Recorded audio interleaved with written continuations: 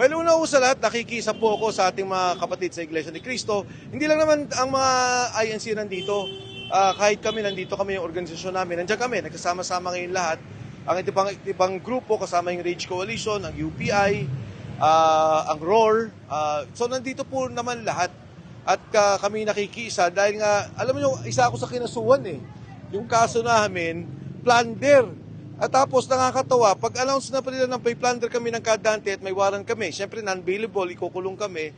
Yun naman si Secretary Manny Bonoan, ginawang state witness.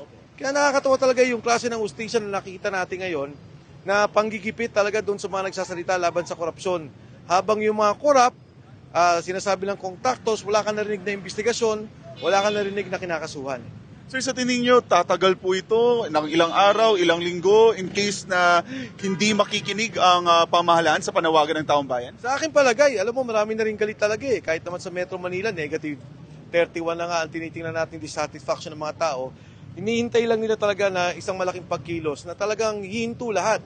No? Hihinto yung ating bansa, magkakaroon ng pagkilos at pagsigaw na talagang ilabas na tong korupsyon at talagang tugunan. Kasi siguro hindi ko na masabi, galit na talaga yung mga tao. Biruin mo, tagal-tagal na, mag-iisang taon na magmula na nagsalita na dapat na parusahan yung mga na-involved sa korupsyon. Pero hanggang ngayon wala tayong nakikita.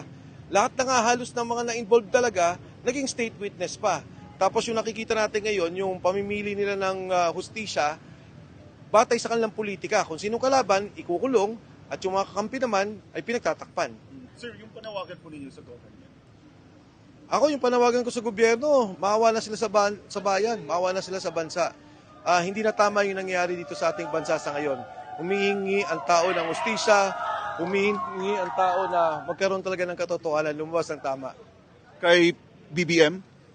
Ako naman, dati ko pa sinabi kay Pangulong BBM na yung kasi ng kanyang liderato na sinasabi na nga natin, yung korupsyon na nakita natin, nakaugat sa kanya, sa pinakamataas na pwesto, kay Speaker Martin Romualdez, na hanggang ngayon walang kaso. Dati sabi nila may dalawang senador, si Senator Joel Villanueva, may kaso daw, Senator Chis Escudero. Nung nagkabaliktaran na wala na, yung isang hindi bumaliktad, si Senator Jinggoy nanindigan, kinulong naman nila. At ngayon nga si Senator Marcoleta, wala akong nakikitang involvement talaga, walang kaso na pinag-uusapan, pero yun, non-bailable ulit at plunder. At doon na nga, nadamay na rin ako. Thank you, sir. Thank you.